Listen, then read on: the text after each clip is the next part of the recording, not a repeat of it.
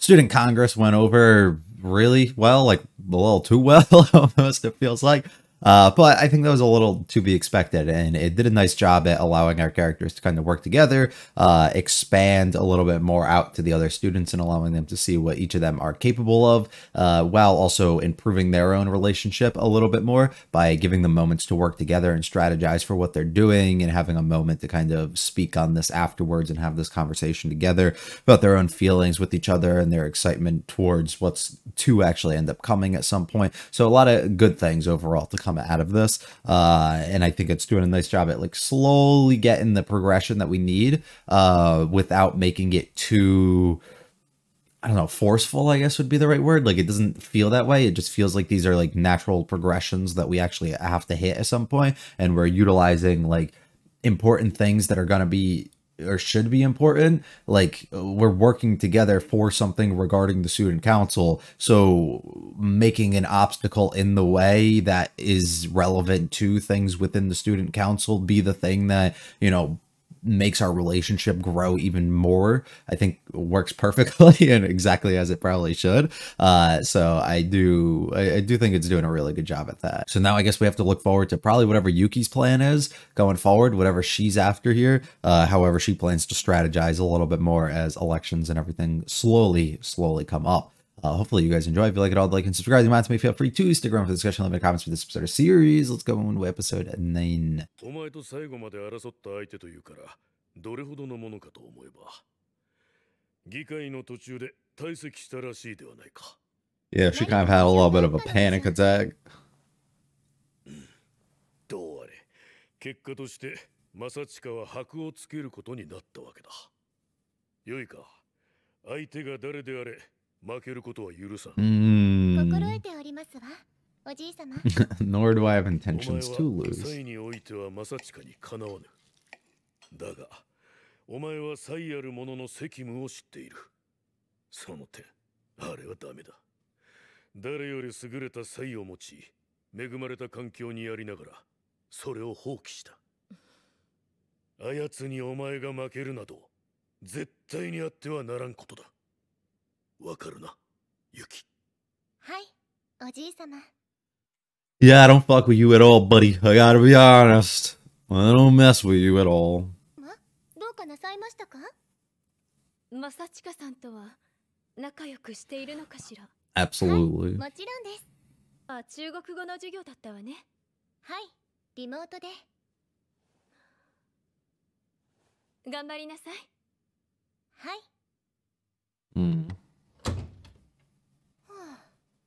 綾乃。はい、ユキ様。It sucks here. はい、かしこまりました。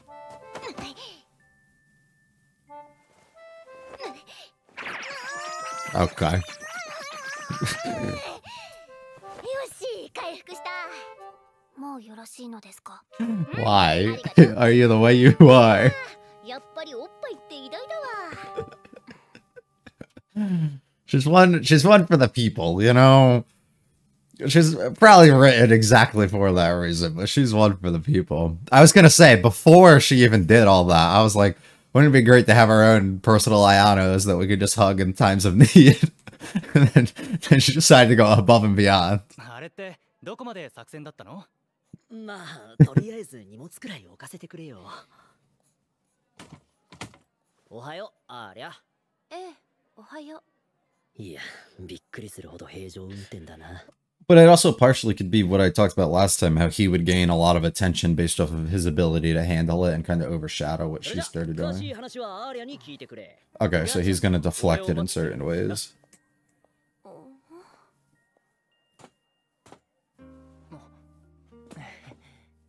九条さん、学生議会のあのスピーチって九条さんが考えたの？ So he sees right there, which is nice. And it's sweet that he's doing this. But you can't control everyone. You have your little small group, you know? クゼが途中で乱入したのは？あれは私も予想外で。にしても谷山のやつ途中で逃げちゃってさ。自分から勝負挑んでおいて逃げるとか。Yeah, and then you ran away in the middle of it. クゼ君、ちょっと。ん？どうした？ You don't mess with people talking shit like that. Yeah. そんなに嫌だったのか？だって谷山さんは Trying her 俺たちはあいつの best. 思いを知ってる。でもな、このことに関して正々堂々戦った俺らに非は That ない is し true. はお前がどうしたいかだ。それは谷山さんを助けたいわよ。でもそれはわかった。 I wonder if it's seeing some of herself いいの？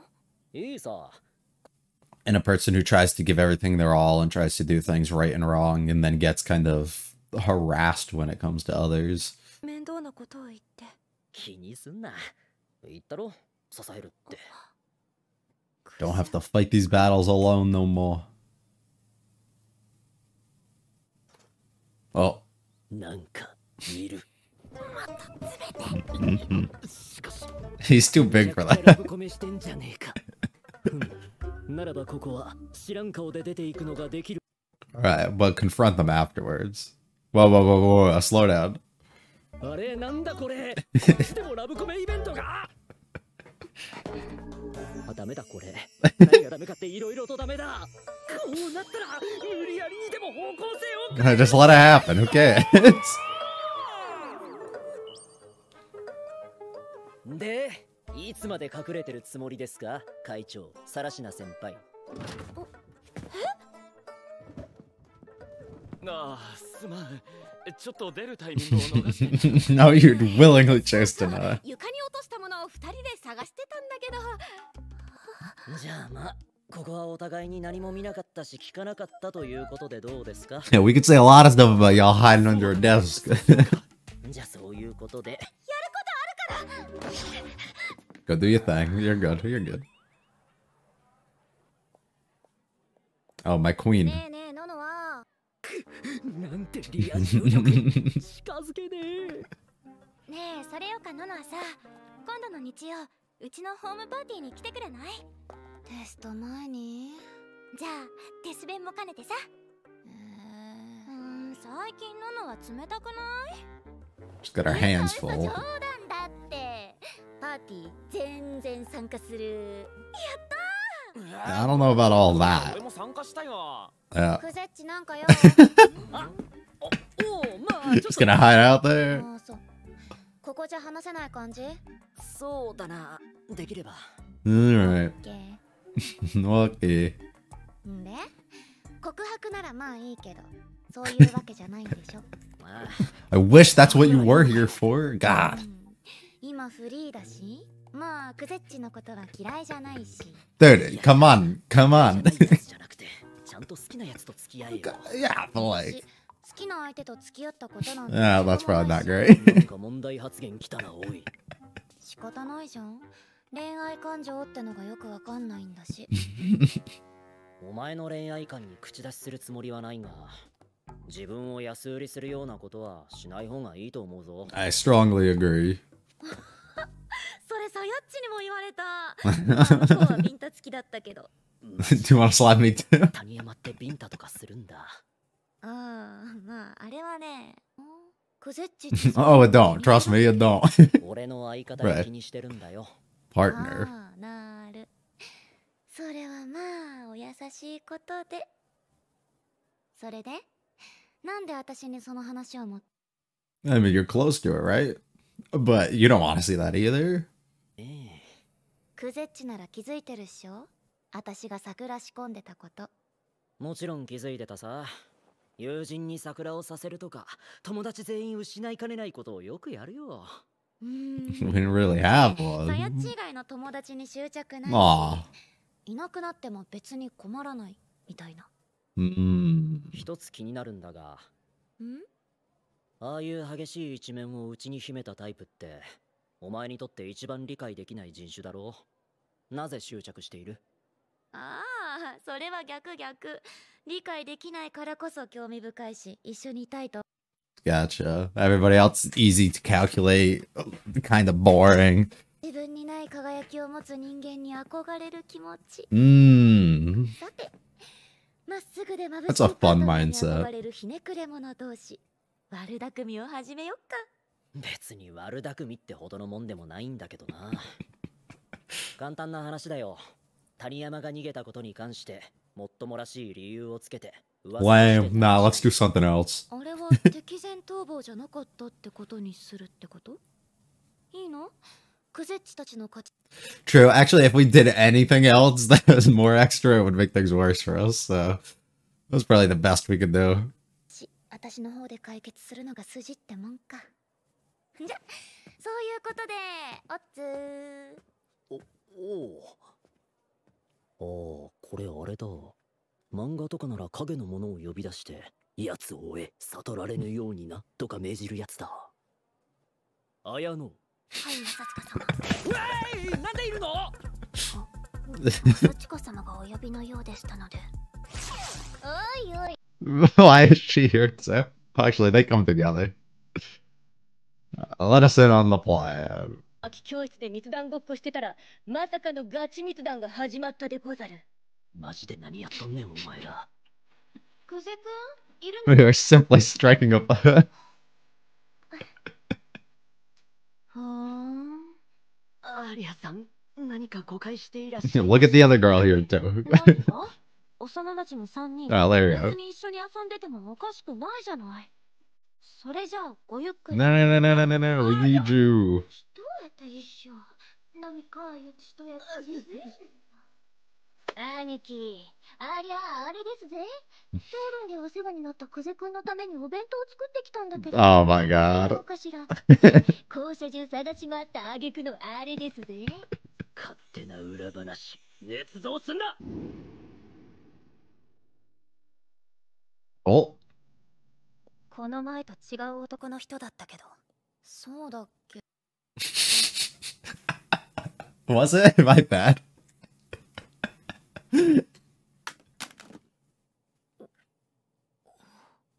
自分を安売りするんじゃないわよ。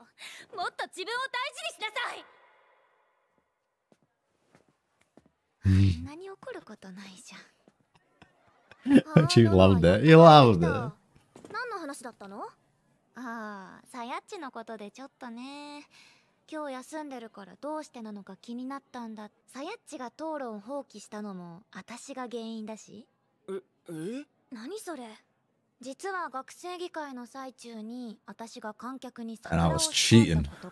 That's honestly a really good thing to go with there. キや綾野とは本当にたまたま鉢合わせてな。全然信じてないな。別に無理にごまかさなくていいわよ。幼馴染同士仲が良くてIt wasn't a lie, but you'll never get through to her. Yeah, just skip the topic. 一緒に試験勉強しないか？何の冗談？シンプルに失礼だろ。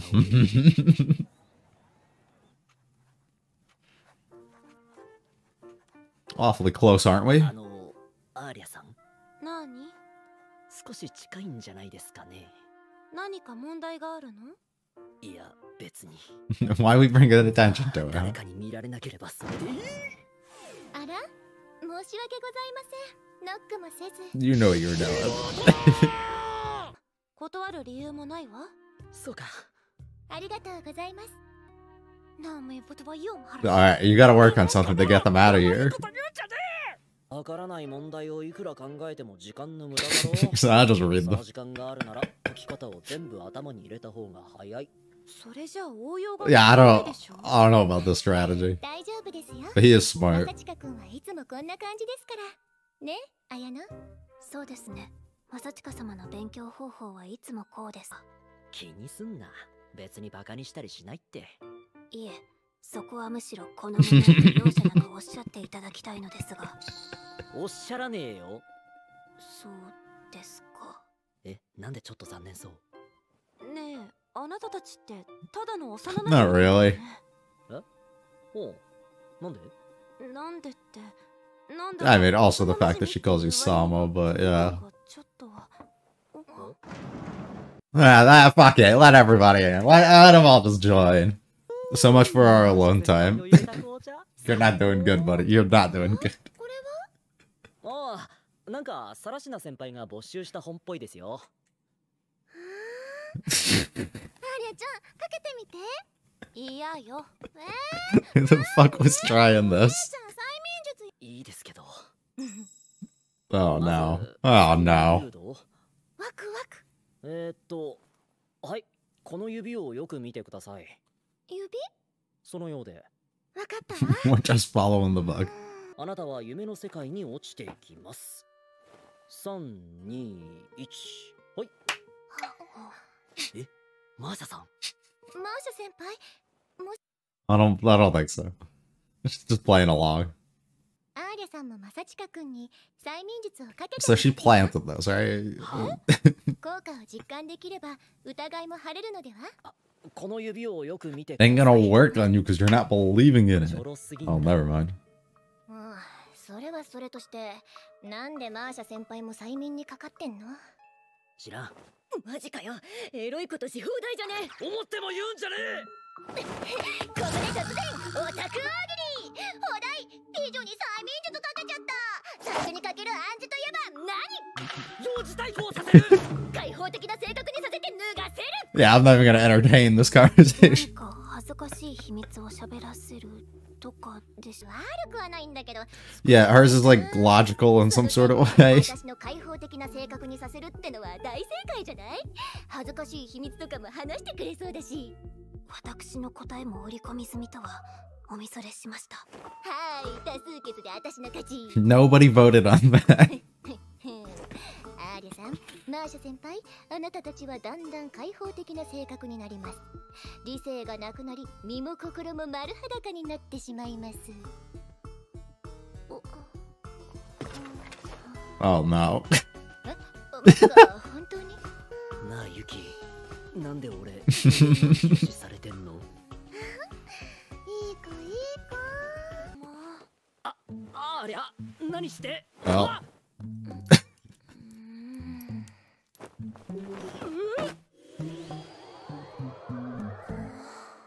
仕事できるけど家ではズボラな OL の朝の姿。わかる。 I've been waiting this whole time for this to be like some sort of joke that they were gonna like drop at some point. But it's definitely gone way further than that. That's not gonna happen. 催眠が解けます。1、2、はい。やべ、解けねえぞこれ。おーい、マジか。いや、マジでこれどうすんだよ。 Well, マーシャ、こっちはとっくに終わったけど。え、何これどういう状態？ we're having a little bit of a problem. 私が I'll just hit him. いやいやいや。え、今何をしたんですか？ Look, at least they stopped.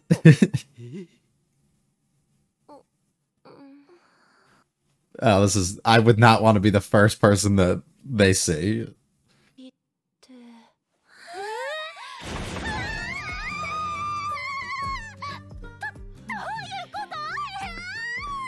ところでクゼくん見たよね。リセットしとく？ What was he supposed to fucking do? What did you want him to do? You know what I love, but I also hate. But I love, but I also hate. It's the idea of how we can take things that are like relatively serious in certain ways, that are like fun things almost for me to like want to get into and discuss with certain characters, and then like cut it with having random like these like fan service-esque moments, and then get into more like serious things, and then cut it again and get into more moments like that. The shift between it is so weird, but it doesn't feel like extremely out of place almost. And maybe it's because the tones of the conversations and stuff and the build up prior to the characters and everything that we've had, and just what the series would give us in general has basically hit like this certain note that it almost just doesn't feel wrong for it to go that route. I don't really know how to describe it. It's just the way that I feel, because sometimes like you're just like, how did we get from point A to B? Like that doesn't make any sense. Or you're like, what is this sudden like random say fan service coming out of nowhere? But then you think about it for a second and you're like, well, in this series, that's been there the whole time. The ability to kind of just cut conversations when we're making like serious moments, have like really like funny or just have like random like over the top or maybe like sexual natured like jokes and stuff kind of just get pushed within them, whether it be from like Yuki or Masachika himself, it all tends to kind of like fit itself in and has been set up so much throughout all the episodes leading to this that it doesn't feel out of place in the slightest, which is kind of weird and kind of funny. So yeah, we just get an entire episode just filled with like, here's little drops at like serious and fun thing or like interesting things, and then just here's a bunch of service, which is always great in itself. So there's nothing really, I guess, to too much complain about there. We'll just skip through and discuss some stuff though. So we start off serious, of course. Grandfather making full on like actual in-person debut, not like flashback types of things that we're almost getting. Same thing with Yuki's mom, it appears here, so that's cool and all. We get to see he's definitely, I guess, kind of what I was suspecting a few episodes ago, somebody who is, well, Yuki wants to win and has her reasons for like a bunch of other stuff that she's doing. He seems to be the person more so who's like kind of coordinating and pulling a bunch of the strings for the stuff that's happening, almost to see the entire downfall of Masachika, but also the rise of Yuki in the situation. I don't like him at all. There's nothing I like, and it's simply it's simply this line. This is the simple line that makes me like, I dislike everything about you as a person, because you are taking advantage in using somebody in Yuki to get what you want, not even necessarily what somebody else wants, and continue things onwards because you're like power tripping like crazy over somebody that you also dislike, and then you're not even going to try and fill this person with any sort of things that would make them maybe feel good in the slightest. You're simply going to put them down and tell them that you're not built the same way essentially as this other person, and that this other person is actually better, which then gets it in their head, well, if this guy was around, I wouldn't be in the situation I'm in, and they'd have a lot more like faith in this person and never rely on me for things. So what even am I? What use do I have at all? And it's kind of a shitty thing entirely. So why the fuck are you acting like that? Like, I think it's so lame of him to do that, but I get it completely, like why he is, because he's so far gone already and disconnected from like any sort of like understanding of how normal people would react to these things, because his entire life has likely been just using people and using his own power and everything to get whatever it is that he wants. So he kind of sets her up in this situation, and I do wonder if the entirety of this situation that Yuki finds herself in, and the willingness to almost not disassociate herself within the family, is holding some sort of thing that she wants to maybe stay closer to the mom, whether it's her fear that something may happen with or to the mom if she were to do something like and not or go against the grandfather's words and like what he's attempting to kind of set up and do here, whether it's just the simple idea that she knows she'll get to be closer to Masachika if she has this opportunity to go after and do something along these lines. And it makes me like really want to learn a lot more about what's hidden under all those different personas and stuff that we've been seeing directly out of her going forward. It makes me really curious what exactly it is within her that we're going to be able to kind of uncover. I'm assuming likely as the season comes to an end, because we're probably going to get election and stuff towards the back end over the next couple episodes. So what exactly can we do to kind of uncover her a little bit more, and how she necessarily feels about a bunch of this stuff is more so what I'm really interested in. Because like even throughout this conversation, the mom's completely destroyed and doesn't even want to be a part of it at all. Yuki just puts on that face over and over that we've seen, the one that she puts on when she's at school, and the way that she acts. Even if she's going up here, she treats her mom essentially like that too. We don't even get to see her having like, or being her open and honest self in any sort of way that she ends up being with Ayano, or she ends up being able to be with Masachika in any sort of way. I don't know. You're doing all these things, right? You're doing this stuff online. Yeah, I am. Is she actually like, is this what we're doing? Or is this just more of like an excuse that she's using to kind of isolate herself and stay away even further from them, and telling them that she needs to do this so then it allows her to kind of be alone? Is it just something to reassure her mom and make her feel like she's doing something and she's on a good path? I mean, even the mom asking the constant questions about her son, who she has no relation in the slightest with, it's kind of shitty. It really is. It's a really bad situation. Wants to make sure that at least her daughter's on a good page with him. I just need a stress hug. And then we go to this, right? Like, this is where we cut it. We go from, okay, all serious things to let me break character a little bit, but not too much, and let me just, like, let's relieve that with having like a nice intimate little hug. That's all we want. And then instead, no, we're going to turn it into something else, and we immediately break from it at this point and allow Yuki to snap into her character a little bit. Like Alya having an issue, or Masachka having an issue for the most part, with how everybody's speaking on the situation as if he's the one who went out of his way and did everything, not Alya herself being the one who prepped and put in any of this work and actually set everything up for him to take over and to go onto the stage. A concern I had, absolutely, which I did talk about, being concerned that him doing that would overshadow exactly all the effort and the things that she put in, and it would make people more like him in what he's trying to do, as opposed to her, and maybe never have that full faith or trust in her being the actual leader, and more so want to go to him, which is where a big concern I had going.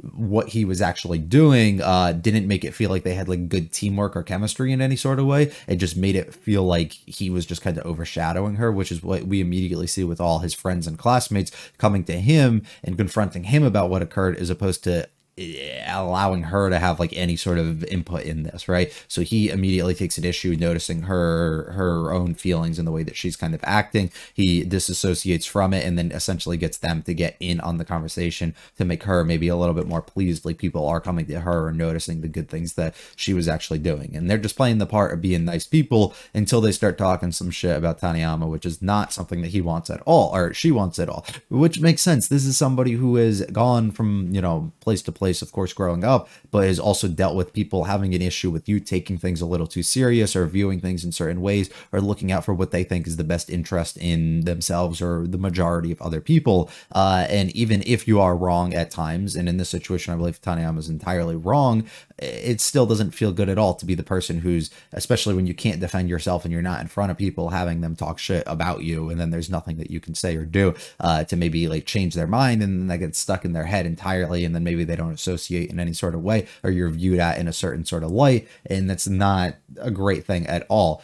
So her immediately having a problem with this, being somebody who's dealt with similar things like this at other times, and even now having that sort of fear, of course, of what's going on with everybody praising Masachka essentially for what happened as opposed to her, it can cause a lot of issues, and she definitely takes issue with that and wants to be like, okay, I don't fuck with that at all, and I want to do something to kind of make her seem a little better, right? That means our victory goes to waste. She's going to gain popularity, or she'll like get back on good terms with everybody, and maybe they'll vote for her as opposed to us. Do we care about that? Not really, right? We'd rather see somebody else be good than just, you know, stomp all over them in route to our victory, which is not always the nicest thing. So we're going to play every single side that we possibly can here while still getting a victory at the end of the day. So he says, fuck it, I'll help you out and I'll do whatever we can. So the plan we end up forming gets a little cut short before we're able to get to all of that stuff, because look who's just hiding in here. Fun little moment. And once again, it's standard formula for the most part. It's like rom-com type of thing. It's very Kaguya-sama in certain ways, with like, here's a serious moment that we're going to almost set up, but you can never take it too serious due to the fact that you know that there's going to be something that just like cuts the joke at a certain point and makes you just be like, that's the, of course, like, of course they did that, right? And we get that with the president being here. And then of course at this moment Alya's in a completely different mental space than Masachka ends up being, and starts pushing and pushing further and further closer, which ends up being like, fuck it, I just gotta expose it, because I can't let anything go down here, which panics her a bunch, of course, until she runs away. And then we go talk to her, and we have to figure some stuff out. This was very funny to me. Clearly, you can immediately see good setup at the beginning to frame that she doesn't maybe care for these people or have that sort of relationship with them as maybe they think that they kind of do. And she's being distant in certain ways from them, trying to avoid doing these things until people start calling her out on the actual truth. And then her being like, all right, I have to save face a little bit, so I got to do this. And a good way of getting herself out of that conversation and having to expand on it anymore is just noticing and calling him out and being like, what the fuck's going on? All right, I don't want to talk about it here, which is sweet. And I do appreciate that she's very aware of what's going on and pulls him out of the classroom. It helps her get out of that situation even more so as well. Well, here's if you want to ask me out, but I don't think that's what you're doing. I don't really mind. I mean, we could. And the thing is, like, it's weird because I laugh at that, right? But at the same exact time, she's done that before. This has happened, and she just willingly hasn't rejected anybody. She like willingly just accepts these things, even if it isn't something that she necessarily is interested in or understands or wants to do in any sort of way. So it's like, it almost feels like a joke, but at the same time, it isn't. I don't know. It's a little weird.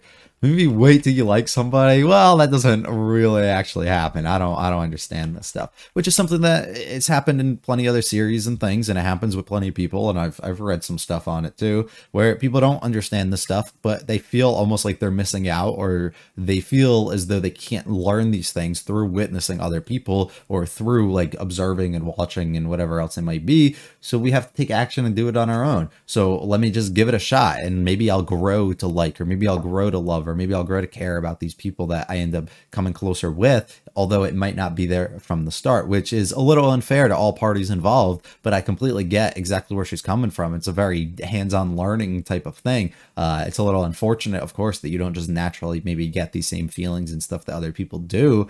But I see exactly where she's coming from. But the problem is, at that point, when you just willingly so much can hop around and accept that from other people, you get the exact same issue that he ends up saying, where you shouldn't probably end up selling yourself short, right? Believing that you're not worthy of this sort of thing, or believing that you're unable to actually like accomplish or have these sort of feelings or whatever, and believing that you're almost like missing out on a bunch of stuff, when in reality, maybe you just haven't found the right person that allows you to make these feelings kind of really come to life. Oh my God, sad. She told me the exact same thing. There's no fucking way. She's throwing hands. And of course, we want to make her feel better. Didn't think it bothered you. Well, it doesn't, but there's somebody else. Yeah, she's really sweet. Sure, you notice all the plants. Can't believe you destroy friendships over that. Well, I don't like any of them, if I'm being honest. I just kind of keep them around to keep me entertained in certain ways, but she's the only one I necessarily care about having in my life. That's the complete opposite of you. That's something so foreign to who you are. How exactly does that work, right? Like, how are you interested in it? But it's exactly perfect. Like, it makes plenty of sense, right? I don't understand her, and that's why I'm so intrigued by it. That's exactly why I would want to be around that person. They push me and challenge me on a level that I've never been before. I'm really interested in how I can kind of learn from that, or maybe learn to be like that, or learn to get in like a little peek inside that person's mind, as opposed to all these boring people. I mean, what is the first word that Masachika said when he ended up seeing these people here in the conversation that they had? They called them normies. I don't want to be like them. I don't want to be around them in any sort of way. But that's the thing. They're so basic and just boring to you. Of course, when you find that one person who has that fire ignited within them, maybe that's the exact thing that'll actually draw you and make you a lot interested in that person, which is exactly what we get to see with her. And that's exactly why she has so much interest in her. So of course, I'll go out of my way and I'll do whatever I can to help out this person, especially as we get to see in glimpses of a little bit later on where exactly all of that stuff ended up coming from, and who exactly she was, and the person who almost entirely set her straight on her own beliefs, or who she should be as a person, and kind of really probably showed for the first time that she actually cares about this person, and didn't just willingly accept the way of life that she was like really living, which I'd assume most of her friends probably did up to that point. Look at us, both miserable people who literally just go out of our way for our shining rays of positivity partners. It's the sweetest thing. So let's just flip everything entirely. They want to start rumors about what exactly happened, make assumptions on that, right? Let's just flip it the other way. Let's just spread what exactly happened. And if it comes from the person who's closest to them, you almost have to believe it. You almost have to trust in what that person says. So let's make this believable. And she ends up doing a good job at that a little bit later. She definitely ends up making it more so believable. It's my partner, it's my job to clean up after her, which is pretty funny. This is where you summon that spy, right? I don't know. That would be the person you summon until Yuki just, where the fuck did Yuki come from? She's on the left side of the classroom. Where the fuck is she hiding? Where did she come from that she just popped up there? I don't get it. What are you doing here? We were pretending to have a secret meeting, and then there was an actual secret meeting taking place. And then look who joins in, who immediately gets completely destroyed. I don't remember the recognition that Ayano was a childhood friend at all, so maybe that's something that did happen but was cut, because it's the same thing where he cut her off almost for, I think, using Sama at one point. around other people, but now she openly does that, which also wasn't something I think that was made note of to the other characters at all, but they seem okay with it. So I don't really fully grasp any of the old scenario and everything that Yuki makes up.